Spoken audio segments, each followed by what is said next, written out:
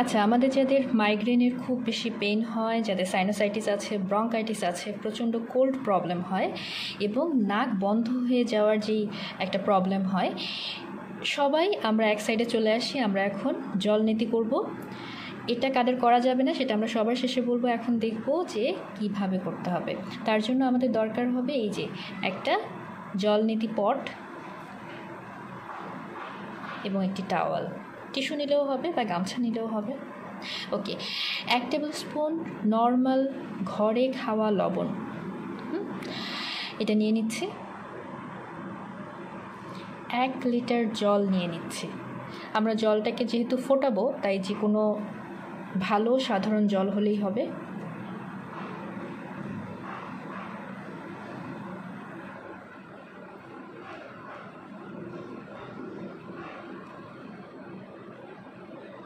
এবার আমরা এটাকে গুলিয়ে নেব।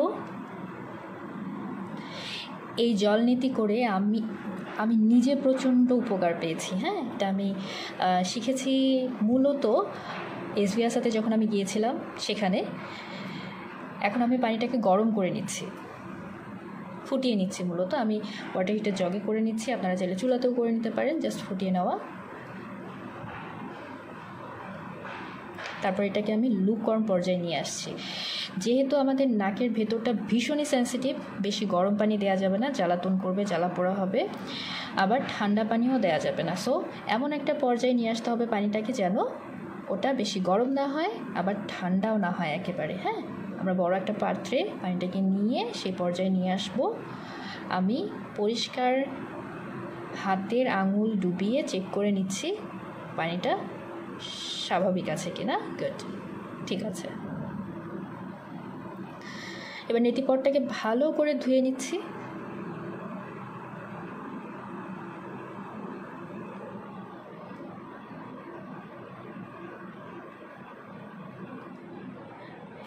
এটা তুরাগের পাড়, আমার বেলকনি থেকে দেখা যায়।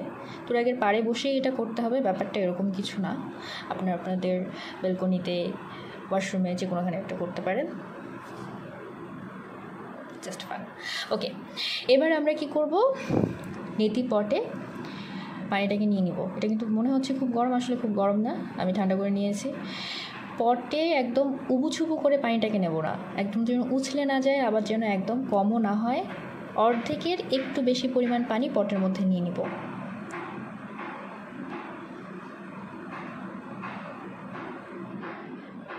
গুড। এরপর টাওয়ালটাকে নিলাম। এটা অনেকে দাঁড়িয়ে করেন, আমি বসে করছি। নেতি পটের যে নলটা আছে সেটার মাথাটাকে আমি আবার নাকের যে কোনো একটা ছিদ্রে দিয়ে দিলাম। খুব ভালো হয় যদি চেক করে নিতে পারেন আঙুল নাকের সামনে দিয়ে যে কোন নাকটা অ্যাক্টিভ আছে। তো সেট করে তারপর আস্তে আস্তে করে আমি মাথাটাকে কাত করছি। এমনভাবে কাত করব যেন পানিটা যখন যাচ্ছে তখন কানে চলে না যায়, আবার গলাতেও চলে না যায়। হ্যাঁ, আমি যখন পানিটা দিচ্ছি তখন নাকের ভেতরের একটি ছিদ্র আছে, ফুটো আছে। 1 ফুটো দিয়ে পানি দিচ্ছি, আরেক ফুটো দিয়ে পানিটা পড়ছে।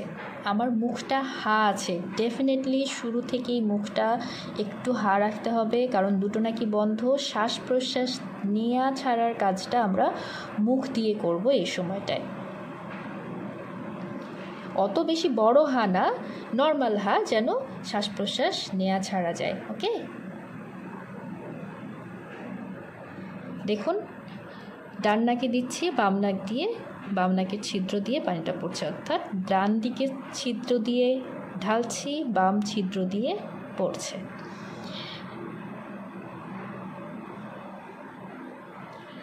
এবার সেম ওয়েতে বাম ছিদ্র, তাতে আমি নলটা সেট করে নিয়ে আস্তে আস্তে করে কাত করছি। এটাতে ভয় পাওয়ার কিচ্ছু নেই, এটা খুব নাইস একটা ব্যাপার। করার পর নাকের যেই আরামটা পাবেন বুঝতে পারবেন।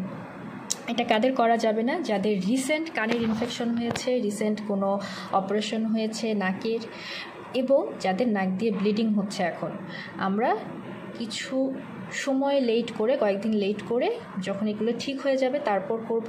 সপ্তাহে একদিন করলেই এনাফ। আমি যেই পরিমাণ উপকার পাচ্ছি, আমি আসলে অনেককেই দেখি যে মাইগ্রেনের পেন করেন, আমার মাইগ্রেনের পেন না, আমার আসলে কোল্ড প্রবলেমের জন্য